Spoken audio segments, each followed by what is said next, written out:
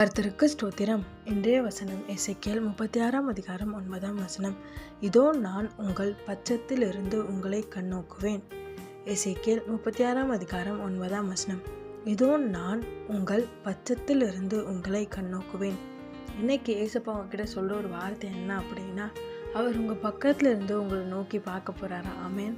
நீங்கள் நினைக்கிறீங்களா, நான் எவ்வளோ கஷ்டப்படுறேன், அது யாருக்குமே தெரியாதா, என் கூட யாருமே இல்லையா, எனக்கும் துணையாக இந்த உலகத்தில் யாருமே இல்லையே அப்படின்லாம் நினைக்கிறீங்களே. ஏசப்பா சொல்லார், நான் உன் பக்கத்தில் இருக்கேன், உனக்கு துணையாக இருக்கேன், உனக்கு என்னெல்லாம் வேணுமோ என்னெல்லாம் தேவையோ அது எல்லாத்தையும் நான் பார்த்து உனக்காய் செய்ய போகிறேன்னு சொல்கிறார். ஆமேன்.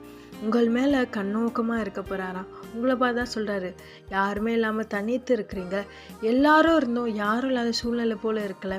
ஏசப்பா சொல்லார், நான் உன் கூட இருக்கிறேன், உன் பட்சத்தில் இருக்கேன், உனக்கு துணையாக இருக்கேன், உன்னோடு இருக்கேன், உன்னோடு இருந்து பெரிய காரியங்கள் நான் செய்ய போகிறேன், உன் மேலே கண்ணோக்கமாக இருந்து உனக்கு செய்ய போகிறேன்னு வாக்கு கொடுக்குறாரு.